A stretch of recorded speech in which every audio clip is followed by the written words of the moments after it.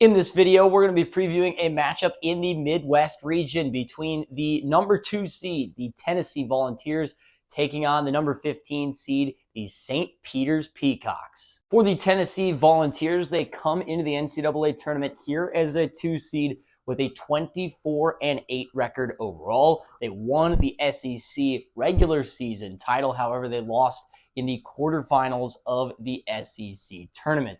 Another outstanding defense for the Volunteers under head coach Rick Barnes. They're third in the nation in defensive efficiency. They do a particularly great job of defending the paint. They're ninth in the nation in 2-point percentage in terms of defensively. They're also good at guarding the three-point line as well. They allow their opponents to just shoot 31% from beyond the arc. On the offensive end, this is a faster team than we're accustomed to seeing under Rick Barnes. They play the 79th fastest tempo in the country, but the 24th fastest offensive tempo. So they do want to push a little bit this year. It's a good passing team as well. They're 13th in the nation in assist rate, so they love sharing the basketball. I love to see that going into March Madness. And this is also a team that rebounds the ball well on the offensive end. They're 75th in the nation in offensive rebounding.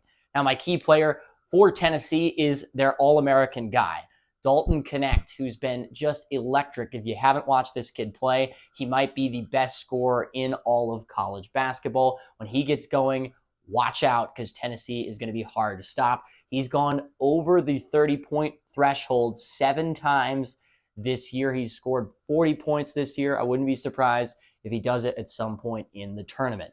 Now, my big concern for Tennessee is they do put teams on the free throw line at a pretty high rate. They play a very physical brand of defense, and oftentimes that leads to their opponents taking a lot of free throws.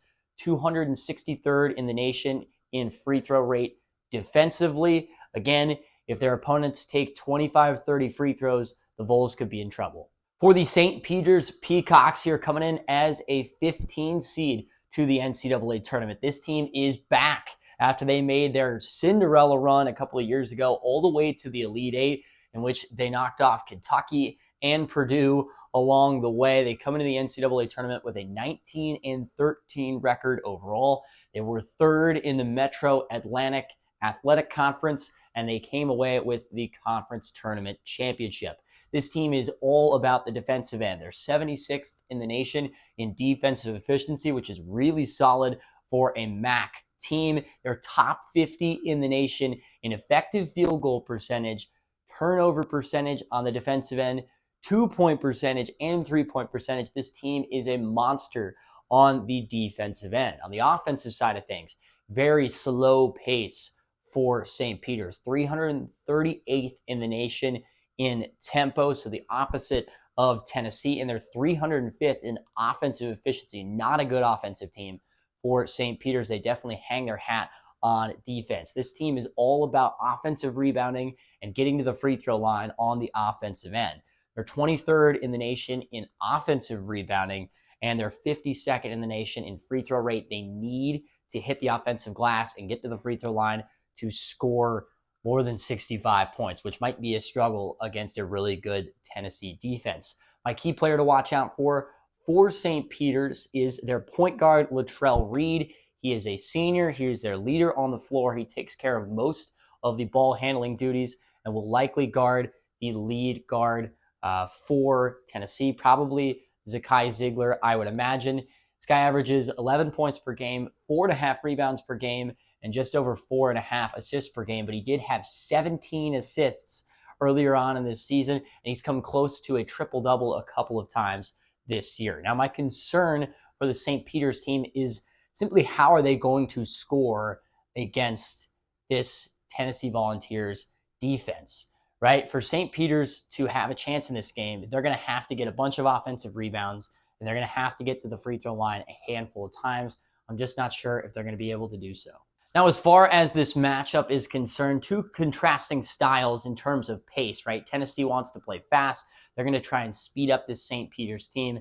And meanwhile, the Peacocks are going to try and play a slow brand of basketball and make it ugly. Again, as I mentioned, for St. Peter's to pull off the upset, they're going to have to get a bunch of offensive rebounds, which I don't think they're going to be able to do against this Tennessee team that's used to rebounding against SEC quality teams and the best teams in the country. And they're going to have to get to the free throw line, which is possible because Volunteers play a physical brand of defense. Again, 263rd in defensive free throw rate. They do put their opponents on the free throw line quite a bit. However, I don't think it is going to be quite the same here against St. Peter's. Also, who's going to be able to slow down Dalton Connect for the Peacocks? I'm not sure if there's anybody who's up to the task or whether the team is up to the task, even though they're solid on the defensive end. Some people are going to make this pick just to fade Rick Barnes in March and to say that St. Peter's is going to repeat their magic from a couple of years ago. I don't know if I would agree on that one. If I had to put this on the upset potential meter, I would put this somewhere between unlikely to no chance here for St. Peter's.